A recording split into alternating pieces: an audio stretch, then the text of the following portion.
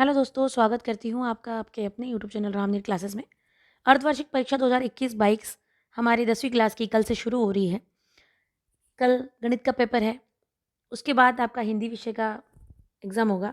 तो इस वीडियो में हम देखेंगे अर्धवार्षिक परीक्षा 2021-22 कक्षा 10वीं विषय हिंदी का प्रश्न पत्र।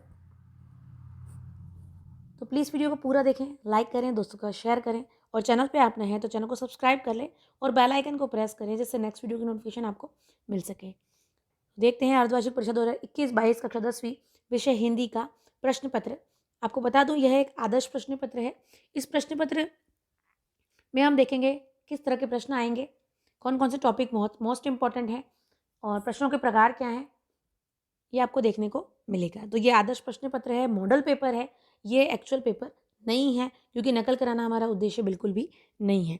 तो आप इन प्रश्नों को देखें, इससे आपको परीक्षा में सहायता मिल सकेगी।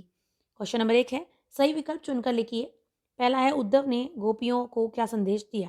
योग साधना का, प्रेम का, भक्ति का या कर्म का? तो यहाँ हम साथ साथ उत्तर भी देखते जाएंगे। जो छोटे छोटे प्रश्न हैं उनके उत्तर आपको इस वीडियो में देखने को मिलेंगे। तो उद्धव ने गोपियों को क्या संदेश दिया था? तो यहाँ इसका उत्तर देखिए, नीचे सबके उत्तर दे रखे हैं। यहाँ पर आपके 6 ऑब्जेक्टिव क्वेश्चन है और पहले का उत्तर है क का है 2। तो यहाँ पर होगा पहले का उत्तर प्रेम का, ऑप्शन नंबर 2 ख सही है। यहाँ पर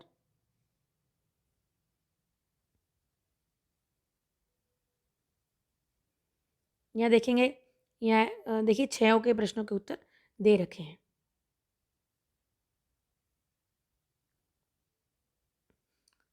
तो यहाँ देखेंगे आप, पहले प्रश्न का उत्तर योग साधना का है, प्रेम का नहीं है। ध्यान दीजिएगा, उत्तर देखने में थोड़ी सी मिस्टेक थी। दूसरा है, श्रृंगार रस का स्थायी भाव क्या है? तो देखिए श्रृंगार गलत लिखा है, आपको लिखना है श्रृंगार। श्रृंगार रस का स्थायी भाव क्या है? तो क्वेश्चन नंबर 2 का आंसर देखेंगे, क्या होना चाहिए? 2 का आंसर है ख। तो आप देखेंगे दूसरे का आंसर है ख रति। अगला है, तीसरा, कस्बे के चौराहे पर किसकी प्रतिमा लगी थी या किसकी मूर्ति लगी थी? क्वेश्चन थोड़ा मिसप्रिंट हो गया है, ध्यान दीजिएगा। महात्मा गांधी की, सुभाष चंद्र बोस की, सरदार पटेल की और लाल बहादुर शास्त्री की। तो देखिए यहाँ वो चश्मे वाले पार्ट से है, तो ये हो जाएगा आई थिंक सुभाष चंद्र बोस होना चाहिए इसका उत्तर। तीसरे का है ख सुभाष चंद्र बोस। चौथा है, बाल गोविंद भगत साहब किसे कहते थे? तुलसी को, सूरदास को, कबीर को या गुरु नानक को? तो इसका आंसर देखिए, इसका आंसर होगा ग कबीर को। पांचवा है, मुंह की खाना का क्या अर्थ है? भोजन करना, स्वागत करना, चुगली करना या पराजित होना? तो आंसर हो जाएगा पराजित होना, घ। छठा है, भोलानाथ का वास्तविक नाम क्या था? तो इसका आंसर हो जाएगा तारकेश्वर नाथ, ऑप्शन नंबर क। तो यहाँ आपके 6 ऑब्जेक्टिव थे, 6 हो गए। आगे देखते हैं क्वेश्चन नंबर 2, रिक्त स्थानों की पूर्ति कीजिए। श्री कृष्ण डैश पढ़ाए, तो यहाँ आएगा राजनीति। दूसरा है, कैसे गाऊं मधुर चांदनी रातों को? तो इसको यहाँ आएगा, देखेंगे आंसर नीचे, उज्जवल गाथा। उज्जवल गाथा कैसे गाऊं मधुर चांदनी रातों की। तीसरा है, महाकाव्य में जीवन का डैश चित्रण होता है? तो इसका आंसर लिखेंगे तीसरे का समग्र। श्रृंगार रस का स्थायी भाव रति है, देखिए पहले भी आ रखा है। पांचवा, नेताजी का चश्मा गद्य की डैश डैश विधा की रचना है? तो नेताजी का चश्मा है कहानी, ये कहानी है, कहानी विधा की रचना है। फिर है छठा, कर्म वाच्य में क्रिया किसके अनुसार होती है? तो कर्म वाच्य में क्रिया कर्ता के अनुसार होती है। जॉर्ज पंचम की मूर्ति पर डैश नहीं थी? तो यहाँ लिखेंगे नाक नहीं थी। तो यहाँ पर 7 आपके रिक्त स्थान हो गए। आगे देखेंगे क्वेश्चन नंबर 3, सही जोड़ी बनाइए। उत्साह स्थायी भाव, तो यहाँ पर मैच करना है आपको। वीरस। दूसरा है, नई कविता के कवि। नई कविता के कवि कौन है? तो गिरिजा कुमारी माथुर। द्वंद्व समास, च के अर्थ में आएगा, और के अर्थ में, तो माता पिता, इसका 4 हो जाना चाहिए, माता और पिता द्वंद्व समास में। देश का गौरव बढ़ेगा, स्त्री शिक्षा से। फिर है, रेलगाड़ी में लिखी गई हिरोशिमा कविता। और मछलियों के लिए आटे की गोलियाँ। तो यहाँ देखिए मिस प्रिंट है, मैंने जो बताया आप देख लीजिएगा, ठीक है। चौथा है निम्नलिखित प्रश्नों के उत्तर एक शब्द एक वाक्य में लिखिए। गोपियाँ किसे प्रेम करती हैं? तो श्री कृष्ण को। साहित्य लहरी किसकी रचना है? आंसर दिया है नीचे, सूरदास की। रसों की संख्या कितनी मानी गई है? तो 9 लिखना है, 9 रस है। चौथा है भारत किस वर्ष में स्वतंत्र हुआ था? सन 1947 में। पांचवा, जिन शब्दों से करने या होने का बोध होता है वे क्या कहे जाते हैं? तो उन्हें हम कहेंगे क्रिया। छठा है यथाशक्ति में कौन सा समास है? तो शक्ति के अनुसार होगा, अव्ययी भाव है। इसके बाद है माता का आंचल। माता का अंचल में कहाँ की संस्कृति का अंकन हुआ है? ये होगा देहाती संस्कृति का। तो ये 7 छोटे छोटे क्वेश्चन थे। पांचवा देखेंगे, निम्नलिखित वाक्यों में सत्य असत्य लिखिए। श्री कृष्ण ने गोपियों के पास उद्धव को भेजा था, सत्य है या असत्य है? तो सत्य है। दूसरा है अस्थिर मनोविकार स्थायी भाव कहलाते हैं, ये होगा असत्य। फिर है वीर रस का स्थायी भाव क्रोध होता है, तो ये भी असत्य है। फिर है बाल गोविंद भगत गृहस्थ नहीं थे, तो ये भी असत्य है। पांचवा है जिस क्रिया का प्रभाव कर्म पर पड़ता है वह सकर्मक क्रिया होती है, तो ये सही बात है। और मूर्तिकार को पहाड़ों पर नाग का पत्थर मिल गया था, तो ये असत्य है। इसके बाद है छठा, गोपी द्वारा उद्धव को भाग्यवान कहने में क्या व्यंग निहित है? अथवा कवि की आंख फाल्गुन की सुंदरता से क्यों नहीं हट रही है? तो ये अथवा में क्वेश्चन आएंगे, तो इनमें से दोनों में से आपको एक प्रश्न करना होगा। सातवां है भक्ति काल को हिंदी साहित्य का स्वर्णयुग क्यों कहते हैं? अथवा नई कविता की 2 विशेषताएं लिखते हुए 2 कवियों के नाम लिखिए। ये भी अथवा में है, दोनों में से एक प्रश्न करना है। आठवां है गिरिजा कुमारी माथुर अथवा सूर्यकांत त्रिपाठी निराला में से किसी एक की 2 रचनाओं के नाम लिखिए। नवा है महाकाव्य किसे कहते हैं? 2 महाकाव्यों के नाम लिखिए अथवा वीर रस की परिभाषा लिखते हुए एक उदाहरण दीजिए। इसके बाद 10वां है दुआ छंद की परिभाषा उदाहरण सहित लिखिए अथवा अनुप्रास अलंकार की परिभाषा उदाहरण सहित लिखिए।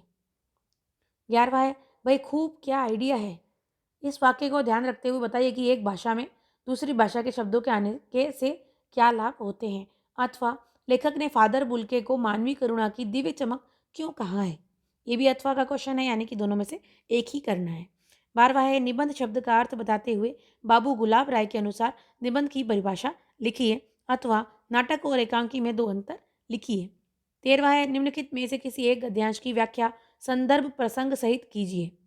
तो इसमें आपका ये है गद्यांश, बार बार सोचते क्या होगा उस कौम का जो अपने देश के खातिर घर गृहस्थी जवानी जिंदगी सब कुछ होम देने वालों पर भी हंसती है और अपने लिए बिकने के मौके ढूंढती है, दुखी हो गए।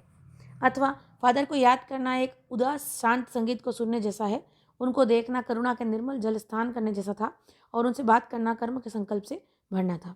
तो इसकी दोनों में से एक की आपको व्याख्या करनी है संदर्भ प्रसंग सहित। 14वां है क्रिया किसे कहते हैं? उदाहरण सहित बताइए अथवा समुच्चय बोधक किसे कहते हैं? उदाहरण सहित समझाइए।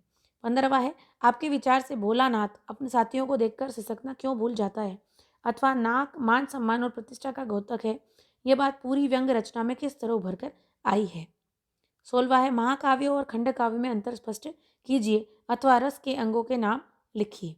17वां है निम्नलिखित के समास विग्रह कीजिए और समास का नाम बताइए। महानगर, लाभ हानि, जल राशि। अथवा निम्नलिखित में निर्देशानुसार वाच्य बदलिए। शिवचरण से पाठ पढ़ा जाएगा, कृतवाच्य। मोहन खूब सोया, भाववाच्य। शिक्षक ने हिंदी की परीक्षा ली, कर्मवाच्य। 17 प्रश्न हो गए। 18वां देखिए, निम्नलिखित अपठित गद्यांश को पढ़कर उसके नीचे लिखे प्रश्नों के उत्तर दीजिए। तो एक गद्यांश दे रखा है,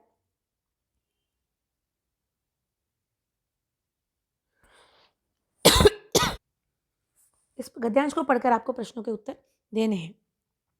मानव का कारण ही मानव के प्रति अनुदार हो उठना न केवल मानवता के लिए लज्जाजनक है वरन यवान नहीं है, वरन करना है यहाँ पर, वरन अनुचित है। वस्तुतः यथार्थ मनुष्य वही है जो मानवता का आदर करना जानता है, कर सकता है। केवल इसलिए कि कोई मनुष्य बुद्धिमान है अथवा दरिद्र व घृणा का तो दूर उपेक्षा का पात्र भी नहीं होना चाहिए। मानव तो इसलिए सम्मान के योग्य कि वह मानव है, भगवान की सर्वश्रेष्ठ रचना है। तो ये आपका ये एक गद्यांश दिया था, इसको पढ़कर आपको प्रश्नों के उत्तर देने हैं। उपयुक्त गद्यांश का सटीक शीर्षक दीजिए। यथार्थ मनुष्य किसे कहा गया है और उक्त गद्य खंड का सारांश लिखिए। बहुत ही आसान था ये। 19वां देखिए, निम्नलिखित में से किसी एक विषय पर संवाद लिखिए।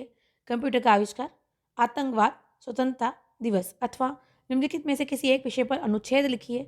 मूल्य वृद्धि, बेटी बचाओ बेटी पढ़ाओ और पुस्तकालय। तीनों में से एक पर करना है। 20वां प्रश्न है, निम्नलिखित में से किसी एक पद्यांश का भावार्थ लिखिए और काव्य सौंदर्य भी लिखिए। नाथ शंभु धनु भंज निहारा, होई को एक दास तुम्हारा, आयसु का कही किन मोही, सुनी रिसाई बोले मुनि कोही। ये आपका पाठ में से आया है, किताब में से देख लीजिएगा।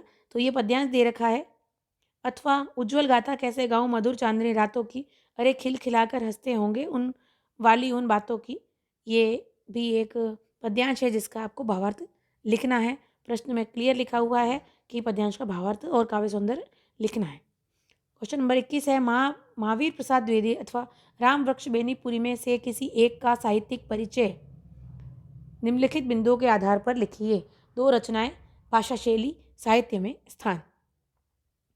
आगे देखिए प्रश्न नंबर 22 है, परीक्षा की तैयारी की जानकारी देते हुए अपने पिताजी को पत्र लिखिए अथवा अपने विद्यालय के प्राचार्य को शुल्क मुक्ति के लिए आवेदन पत्र लिखिए। 23वां है, निम्नलिखित में से किसी एक विषय पर संक्षिप्त किंतु सारगर्भित निबंध लिखिए। ये 4 अंक का है। तो यहाँ पर होगा विद्यार्थी और अनुशासन, विज्ञान वरदान या अभिशाप, वृक्षारोपण, जीवन में खेलों का महत्व और नई राष्ट्रीय शिक्षा नीति। तो किसी एक पर आपको निबंध लिखना है। तो ये 23 प्रश्न थे कक्षा 10वीं की हिंदी के। काफ़ी अच्छा पेपर था, थोड़ा बड़ा है, इसमें समय का पूर्ण ध्यान रखें कि आपको कौन से प्रश्न को कितना समय देना है। यहाँ पर पूरे 23 प्रश्न हमने देख लिए हैं। तो ये हमारा पेपर पूरा हुआ। आशा करते हैं आपको वीडियो अच्छा लगा होगा। तो वीडियो को जल्दी से लाइक करें और दोस्तों के साथ शेयर ज़रूर करें।